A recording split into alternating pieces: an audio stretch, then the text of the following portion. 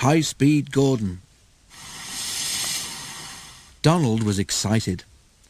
"The diesels at yon works," he announced, "say that on the other railway there are things called high-speed trains. They have a diesel engine at each end and can go at 125 miles an hour. Gordon snorted. "An engine at each end," he said scornfully.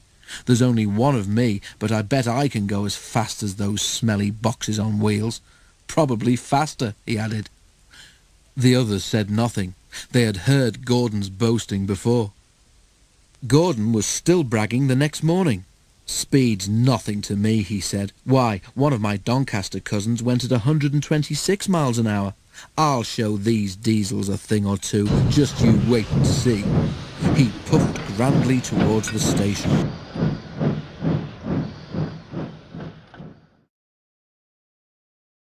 Gordon normally pulled the express, though Henry, James or Bear helped if Gordon was ill or away. Many visitors came to see the Fat Controller's railway. They often used the express, so it was usually full and heavy. There had been frost during the night, and now the weather was wet and sleety. Sleet settled on the rails, making an icy film across their surface. The carriages of the express stood under the cover of the station roof, but when Gordon was coupled to them, his cab and front end had to stand outside. He grew colder and colder as he waited for the guard to blow his whistle and wave his green flag. "Come on," he shivered impatiently. "Let's get started." At last Gordon heard the whistle.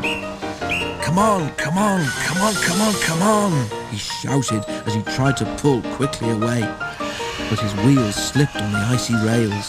The sudden movement made water in his boiler surge forward, and Gordon's driver could not shut off steam.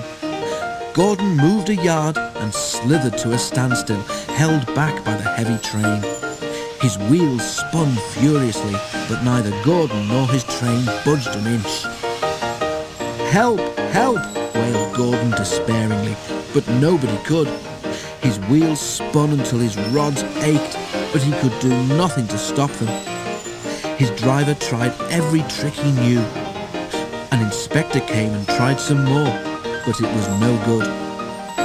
The Fat Controller came to see what the fuss was about.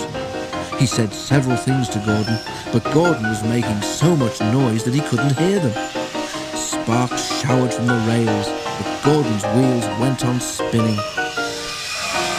It was a quarter of an hour before Gordon had used up all his steam. Reduced pressure allowed the driver to close the regulator, and with a deep sigh of relief, Gordon felt his wheels stop turning. The silence was amazing. Donald came to take Gordon to the shed, and Henry came to pull the express. When the train had gone, workmen had to replace the rails where Gordon had been standing because his spinning wheels had worn deep grooves in them. The shed was empty.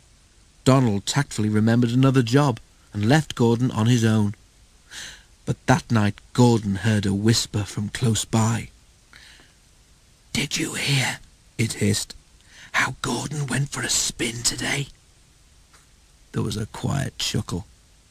Gordon seethed in silence. "High-speed engines are all very well," the whisper went on, "but Gordon ought to know by now that he's supposed to move his train too." Gordon snorted disgustedly, and with a gasp the whisperer subsided into silence.